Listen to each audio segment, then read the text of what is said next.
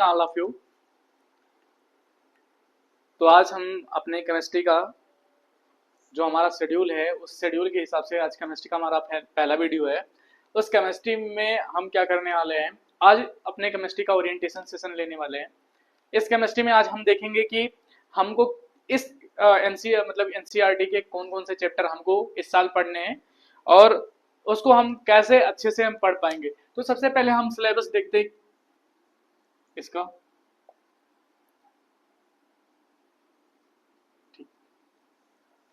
तो सबको पता होगा, जैसा कि 11th में आप लोगों ने पढ़ा होगा कि केमिस्ट्री हमारी 3 पार्ट में डिवाइडेड है।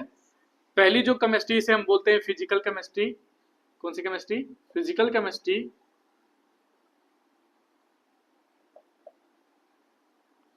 ठीक। दूसरी जो केमिस्ट्री हमारी इनऑर्गेनिक केमिस्ट्री, ऑर्गेनिक केमिस्ट्री। और जो हमारी तीसरी है वो है हमारी ऑर्गेनिक केमिस्ट्री, ऑर्गेनिक केमिस्ट्री। ये चीज है physical chemistry, inorganic chemistry, organic chemistry. ठीक। इस फिजिकल केमिस्ट्री में हमें कितने चैप्टर पढ़ने हैं इंटर के सिलेबस में? ये क्लास 12th केमिस्ट्री है। आज हम बहुत सारी बातों पे डिस्कशन करने वाले हैं। कैसे कैसे हम अपने मार्क्स को बढ़ाएंगे, कैसे हम 95 प्लस मार्क्स को इसमें स्कोर करेंगे। सारी स्ट्रेटजी इस वाले वीडियो में आप लोग को मिल जाएगी, तो पूरे वीडियो में अच्छे से बने रहना और आप लोग अच्छे से इस वीडियो को देखते रहना, जिससे आपको अच्छे से पूरा समझ में आएगा कि आप लोग कैसे स्कोर कर सकते हो। तो सिलेबस हमारा जो है, इसमें पहले में 3 चैप्टर है हमको करने के लिए, इसमें इनऑर्गेनिक में 2 चैप्टर है हमें करने के लिए, और इसमें 4 चैप्टर हैं, लगभग 4 या 5 चैप्टर्स। 4 चैप्टर हम उसको कैटेगराइज करेंगे 4 चैप्टर में। पहला विलियन नाम है इसका, विलियन सॉल्यूशन जिसे बोलते हैं। ठीक है। तीसरा इलेक्ट्रोकेमिस्ट्री, विद्युत रसायन जिसे बोलते हैं, विद्युत रसायन,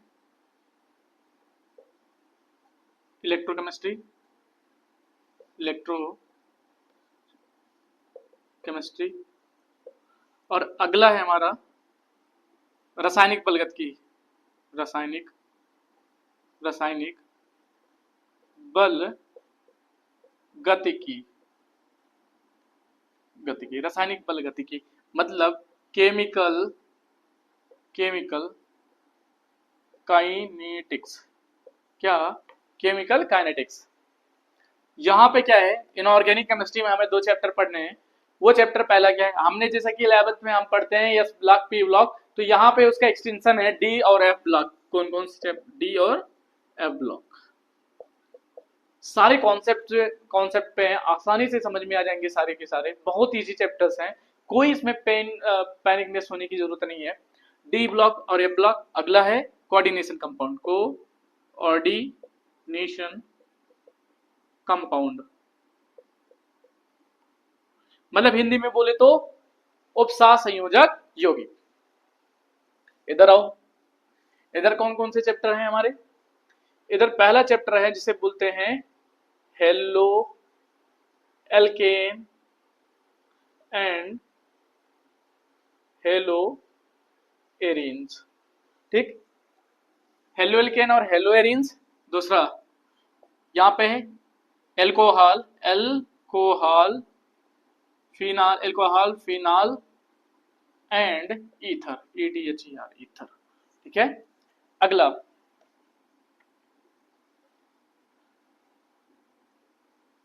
एल्डिहाइड, कीटोन एंड कार्बोक्सिलिक।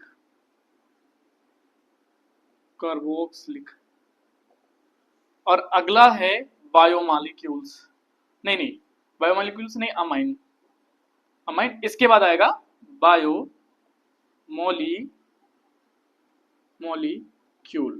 जीवाणु। हेलो एल्केन और haloarene, alcohol phenol ether, और एल्डिहाइड कीटोन और कार्बोक्सिलिक अम्ल, और क्या है, अमीन और बायोमॉलिक्यूल्स, जीवाणु। ये हमें कितने चैप्टर्स? 3, 2, 5, 5 4 5 और यहाँ पे ये 4 हो गए, 4 1 5, तो 5 5 10, कितने टोटल चैप्टर बन रहे हैं? टोटल 10 चैप्टर बन रहे हैं। ये 10 चैप्टर अगर इसमें अभी अब के साल की जो भी एनसीईआरटी पैटर्न आता है, अगर उसमें से कोई चैप्टर ऐड होगा तो उसको हम लोग ऐड कर लेंगे बाद में। अभी फिलहाल के लिए हमारे पास 10 चैप्टर है, इन 10 चैप्टर को अच्छे से हमको पढ़ना है। तो ये सारी चीजें क्या, ये हमारी जो ये चीजें हैं, यहां से हमारे न्यूमेरिकल आते हैं, क्या आते हैं? न्यूमेरिकल्स, और प्लस थोड़ा बहुत कॉन्सेप्ट्स, मतलब कुछ डेफिनेशन पूछ लेगा ये, मतलब मेजर क्या है? न्यूमेरिकल। ठीक है, यहां से इसका जो पार्ट है, ये कोऑर्डिनेशन कंपाउंड जो होता है, यहां से आईपीएससी नेमिंग आते हैं। आईपीएससी नेमिंग ये मस्ट होता है, कंफर्म होते हैं। जो डी ब्लॉक होते हैं, डी ब्लॉक की कभी कभी प्रॉपर्टी, मतलब इसमें से भी कुछ क्वेश्चंस आते हैं, प्रॉपर्टीज के इसके क्वेश्चन आते हैं। और सबसे ज्यादा अगर किसी हमको स्कोरिंग करनी है, अगर सबसे ज्यादा हमको नंबर लाना है अपनी केमिस्ट्री में, अपने मार्क्स को सबसे ज्यादा गेन करना है, तो हमारा सबसे स्ट्रॉन्ग पोर्शन क्या होना चाहिए? हमारे ऑर्गेनिक। 40 के आसपास मार्क्स के क्वेश्चन आते हैं हमारे ऑर्गेनिक से। तो ये जो हमारा ऑर्गेनिक ना बड़ा इंपॉर्टेंट है, और ऑर्गेनिक ही सबसे ज्यादा सबको परेशान करता है।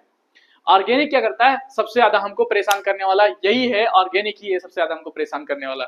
तो इस बात को ध्यान में रखते हुए ये जो ऑर्गेनिक है ना, हमको बहुत अच्छे से पढ़ने की जरूरत है। आप लोगों ने शायद 11th में पढ़ा होगा, बहुत पढ़ा होगा, मतलब कि ऑर्गेनिक पढ़ा होगा, तो आप लोगों को प्रॉब्लम्स फेस करनी पड़ी होंगी।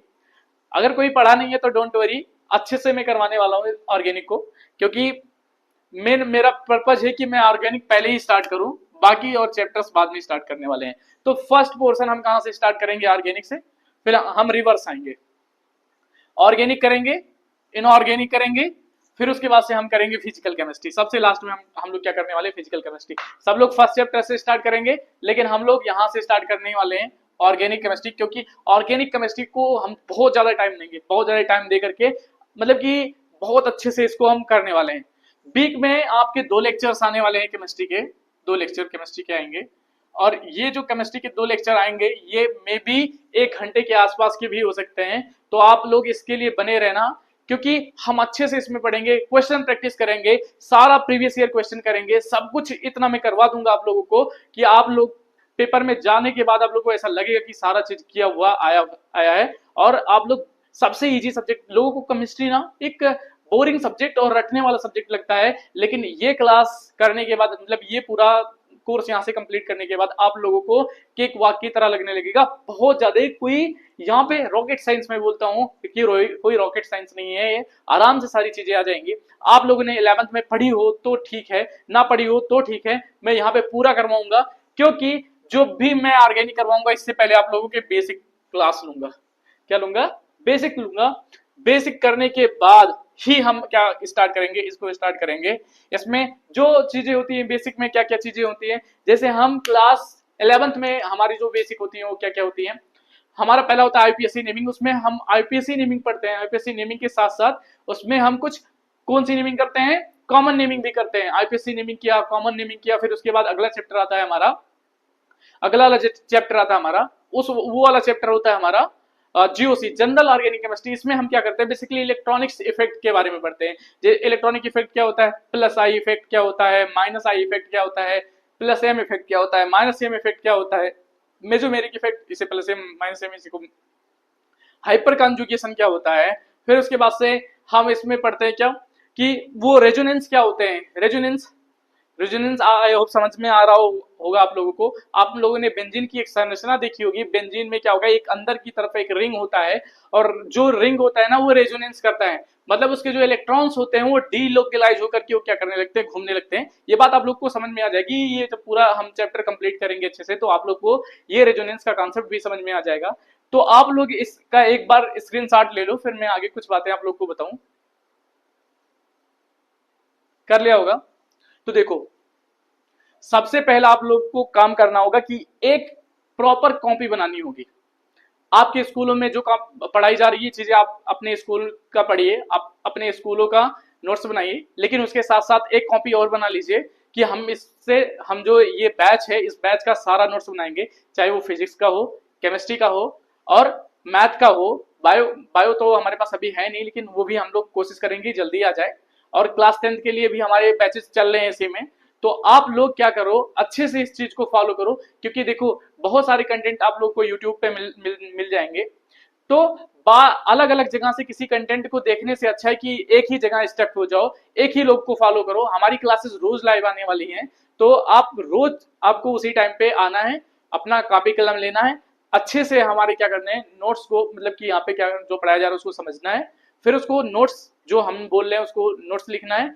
नोट्स के साथ साथ देखो हम ज्यादातर कोशिश करेंगे हम पीपीटी के फॉर्म में आप लोग को नोट्स दें, तो वो जो पीपीटी के यहाँ पे स्लाइड्स आएंगी आप लोग को स्क्रीनशॉट करना है, बाद में उसका एक अच्छे से नोट्स बनाना है। क्योंकि बहुत सारी चीजें मैंने अपने टीचिंग के दौरान नोटिस करी है कि जब मैं ऑफलाइन में टीचिंग करता हूं, तो अभी पिछले इसी सत्र की बात है, या तो इसमें क्या हुआ, मैंने बहुत सारे बच्चों पे ये एक्सपेरिमेंट किया कि बच्चे तो क्लास में समझ तो जाते हैं अच्छे से, टेस्ट में भी वो हफ्ते का मतलब जो एक वीक का टेस्ट होता है उस टेस्ट में भी अच्छा परफॉर्म करते हैं, उनके नंबर भी अच्छे आते हैं। लेकिन जब टाइम आ जाता है उनके पेपर का, तो वो क्या करते हैं बच्चे, वो कहीं रफ में लिखते हैं, कहीं यहाँ पेज में, किसी इस पेज में, कहीं इस पेज में, तो उनको खोजने पर मिलता नहीं है सारी चीजें, और बहुत सारी चीजें क्या होती है माइंड से स्लिप होती चली जाती है बिना रिवीजन के। तो वो जो माइंड से स्लिप हो जाती है चीजें, उस टाइम पे हम परीक्षा हॉल में रिकॉल नहीं कर पाते हैं, जब रिकॉल नहीं कर पाते तो उसे हम लिख नहीं पाते। इवन हमें इतने पढ़ने उतना समझने के बाद भी वो चीजें हम अच्छा सा परफॉर्म नहीं कर पाते हैं। तो लोगों के यही इशू आते हैं, सर हम पढ़ लेते हैं, हमको याद भी हो जाता है, लेकिन हमारे मार्क्स नहीं आते हैं। तो मार्क्स नहीं आने का सबसे बड़ा रीजन यही है कि हम लोग क्या करते हैं, उसे अच्छे से समझ तो लेते हैं लेकिन उसका प्रॉपर नोट्स नहीं बनाते हैं, उस नोट्स को बार बार रिवीजन नहीं करते हैं। पहला फैक्टर, नोट्स कंप्लीट बनाना है, हर एक पॉइंट लिखनी है, पॉइंट के साथ साथ हमें पीवाईक्यूज को उसी में अपडेट करते जाना, पीवाईक्यूज भी करते जाएंगे, समझते जाएंगे कि कैसा पैटर्न आ रहा है। दूसरा पॉइंट, उसको हमें रिवीजन करते जाना है। रिवीजन करने का तरीका ऐसा नहीं रहने वाला हमारे कि हम ऐसे एक दिन रिवीजन कर लिया फिर एक महीना तक ऐसे बंद करके छोड़ दिया, तो ये नहीं है रिवीजन करने का तरीका।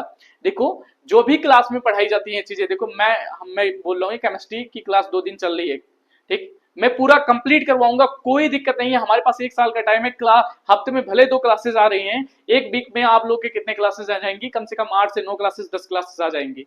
तो ये चीजें जो होंगी, ये हमारे जो लेक्चर्स आने वाले हैं ना, 5 लेक्चर 6 लेक्चर में एक चैप्टर आराम से कंप्लीट हो जाएगा। तो इसमें कोई दो राय नहीं है, हम पूरा टाइम लेकर के इसको कंप्लीट कर देंगे। आप लोगों को जो 2 लेक्चर पढ़ाई जाएंगी उस लेक्चर को बार बार रिवीजन करते रहना। रिवीजन करते रहने का क्या मतलब है कि पहले जो चीजें पढ़ी, जैसे पहले दिन जो चीजें पढ़ी, उस चीज को क्या करना है, अगले वाले दिन जब भी हम वो चीज पढ़ने बैठेंगे तो हम उसको पहले पढ़ेंगे, फिर नेक्स्ट वाला जो हमको आज का पढ़ना होगा, जो जिस दिन लेक्चर पढ़ाया गया होगा उस लेक्चर को रिवीजन करना है। फिर अगला लेक्चर आएगा, उसका जो पढ़ा हुआ होगा उसको अपने घर पे 10 मिनट 15 मिनट देकर के रिवाइज करना है, लेकिन उससे पढ़ने से पहले एक बार इसको पढ़ना है। ऐसे करते करते जब भी हम कोई नया पढ़ने का शुरुआत करेंगे, पीछे से एक बार हम पेज पलट करके उसको पढ़ करके आ जाएंगे। तो इससे क्या होगा, हमारी जो माइंड होगी ना उसकी स्कैनिंग पावर बढ़ जाएगी, मतलब कि धीरे धीरे वो चीजें हमें इतना याद हो जाएगा कि अगर मैं ऐसा बोल रहा हूं कि अगर आप लोग अच्छे से फॉलो करते रहिएगा ये जो मैं बोल रहा हूं ना, तो आपको देखिएगा कि पेज पे जो नंबर लिखा होगा ना, वो पेज नंबर भी याद हो जाएगा कि किस नंबर पे। आप लोगों को ना हेडिंग बोलने की जरूरत नहीं होगी, और बिना हेडिंग के आप लोग सुनाना शुरू कर देंगे, बताना शुरू कर देंगे कि हमारे पेज नंबर इतने में ये हेडिंग लिखा है, यहाँ पे ये हेडिंग लिखा है, यहाँ पे हमने कैलकुलेशन ऐसे करी है। सारी चीजें आप लोगों को अच्छे से समझ में आ जाएंगी। ये बात आप लोग अच्छे से समझ रहे हो? कोई डाउट है इन सब चीजों में?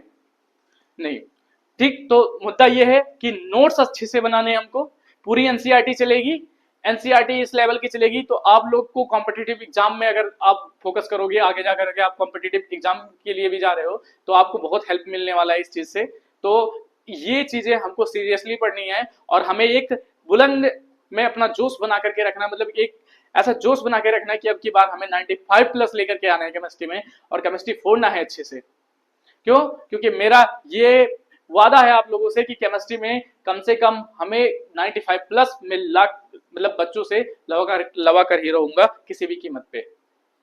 मेरा वादा है, मैं उस पर अपनी जान लगा दूंगा, क्योंकि मुझे किसी भी कीमत पे वो चाहिए जो मैं सोचता हूं, वो मैं करता हूं। किसी भी कीमत पे मुझे चाहिए वो चीज जो मैंने ठान ली है, मैं किसी भी कीमत पे करवाऊंगा तो करवाऊंगा, चाहे मुझे कितना भी मेहनत करना पड़े।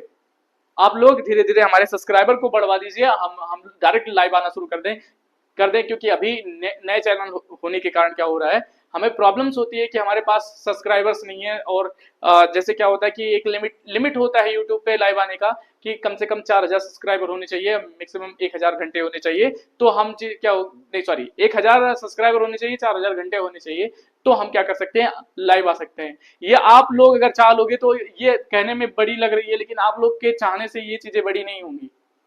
अगर आपने एक एक लोगों ने भी ऐसा किया ना, तो हम आराम से उस लिमिट को क्रॉस कर जाएंगे और आपके साथ हम लोग सीधा सीधा लाइव आना शुरू कर देंगे। तो आपके ऊपर है, आप जैसा चाहो ऐसा करो। अगर आपके लिए हम लोग काम कर रहे हैं, आप लोग अगर ऐसा करवा देते तो हम लोग सीधा लाइव आना शुरू कर देंगे। ठीक है, तो अभी हम आज कोई क्लास कंटिन्यू करने वाले नहीं है, क्योंकि अभी हम जो हमारा कल वाला लेक्चर है उसमें हम यहाँ से बेसिक स्टार्ट करने वाले हैं। तो जो बेसिक होगा हम यहाँ थर्ड पार्ट से स्टार्ट करेंगे, ऑर्गेनिक को स्टार्ट करेंगे। ऑर्गेनिक में ये चैप्टर स्टार्ट करने से पहले ये वाला जो मंथ है हमारा, इस वाले मंथ में हम हमारा टारगेट है कि कुल मिला के हम बेसिक कंप्लीट करें। क्योंकि जो बच्चे हैं अभी 11 से 12th में आ रहे हैं, तो बहुत लोग वोकेशन में होंगे, दिमाग इधर उधर होगा, तो अब बेसिक करवाएंगे। धीरे धीरे आप लोग बेसिक देखते रहिएगा। आप शेड्यूल याद कर लेना कि आपका जो केमिस्ट्री का डेट है वो शायद सैटरडे और संडे है। सैटरडे और संडे है आप लोग की केमिस्ट्री की डेट, में भी हो सकता है, सॉरी सैटरडे संडे नहीं, फ्राइडे, आज का फ्राइडे और सैटरडे होगा। ठीक है, तो दो एक दिन का गैप होगा। आप लोग नोटिफिकेशन ऑन कर लिया करिए, आपको मतलब वीडियोस मिल जाएगी। तो इसके लिए कोई दिक्कत लेने की जरूरत नहीं है। तो आप लोग अच्छे से फॉलो करो, जो जो बातें मैंने बोली हैं उस चीज को ध्यान में रखो। और फिर अभी हम एक नई शुरुआत करेंगे, और इस नई शुरुआत के साथ अपने मन में भी ये बात ठान लेना कि 11th में हमने कैसा भी परफॉर्म किया, 10 में मेरा कैसा भी नंबर आया, लेकिन 12th में हम इन सब चीजों पे ध्यान नहीं देंगे। क्योंकि देखो हमारे मार्क्स ज्यादा आएंगे ना, बोर्ड्स में मार्क्स ज्यादा आएंगे, तो कहीं ना कहीं हमको एड भी मिलेगा। एड का मतलब क्या है कि बहुत सारे सरकार के हमारे वो योजनाएं आती है, जिसमें हमें क्या मिलती है, स्कॉलरशिप मिलती है। तो एक बहाना ये भी है कि अगर हम नंबर अच्छे लेकर के आएंगे, मार्क्स अच्छे लाएंगे, लोग कहते हैं मार्क्स अच्छे ला करके क्या होगा, जो काम हो जाते हैं ऐसे हमारे, तो मार्क्स अच्छे ला करके ये होगा कि आप लोग को स्कॉलरशिप मिल जाएगी ढेर सारी, अगर बेनिफिट आपको मिल जाएगा। ठीक है, और वो बड़ी अमाउंट में स्कॉलरशिप मिलती है। तो इसके लिए आप लोग को सिर्फ मेहनत करना है, कुछ नहीं करना है, 2-3 घंटे रोज पढ़ने हैं और डिसिप्लिन से पढ़ने हैं, नोट्स मेंटेन करना है, रिवाइज करना है, बस दैट्स इट। तो चलो मिलते हैं नेक्स्ट लेक्चर में, और तब तक के लिए टाटा बाय बाय।